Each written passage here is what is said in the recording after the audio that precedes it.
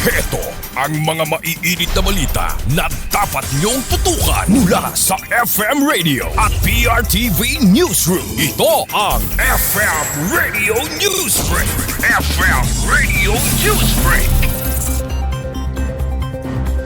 Magandang umaga mga ka-Vibes. Narito na ang mga maiinit na balita para sa ating FM Radio Newsbreak. Iginiit ni Attorney Amando Vergil-Liguda na abogado na mga complaints ng impeachment complaints laban kay Vice President Sara Duterte na matibay ang ikatlong reklamong impeachment laban naman sa Vice Presidente kahit wala ang sinumpaang salaysay ni dating aide Ramil Madriaga dahil umano sa sapat na dokumentaryong ebidensya. Ayon kay Liguta, napatunayan ng mga sertipikasyon mula sa Philippine Statistics Authority na peke ang mga pangalang isinumite bilang tumanggap ng milyong-milyong pisong confidential funds ng Office of the Vice President at Department of Education. Gayunman, sinabi ng abogado na nagsisilbing missing link ang affidavit ni Madriaga dahil inilalahad nito kung paano umano ipinamahagi ang 125 milyong pisong pondo noong December 2022. Ipinaubayan na ng mga nagreklamo sa House of Representatives ang magiging takbo ng impeachment process at kumpiyansa silang magsasalita ang ebidensya anuman ang piliing hakbang ng Kamara. FM Radio Newsbreak. FM Radio Newsbreak. Samantala sa iba pa mga balita, sinimulan ng suriin ni Pangulong Ferdinand Marcos Jr. ang accomplishment report na isinumite ng Independent Commission for Infrastructure o ICI kaugnay ng investigasyon sa mga maanumalyang flood control projects.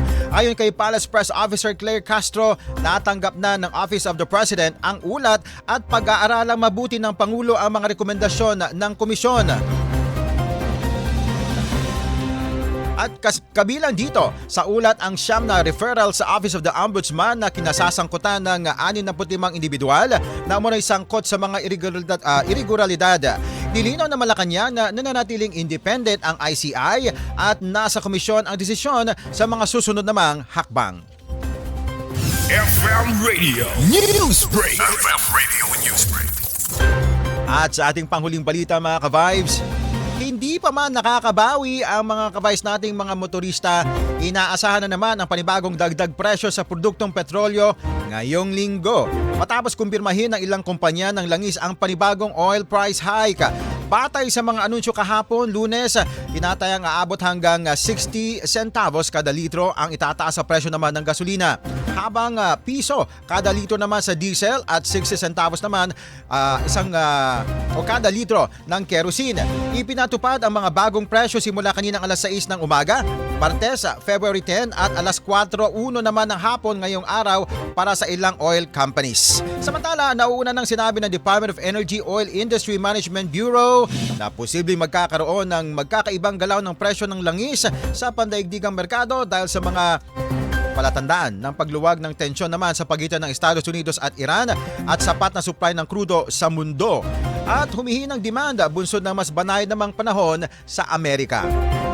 FM Radio Newsbreak. FM Radio Newsbreak. At yan mga ka-Vibes ang kalipunan ng ating mga pagbabalita para sa ating FM Radio Newsbreak. Ako po si Cherubim Ganaden. Magandang umaga.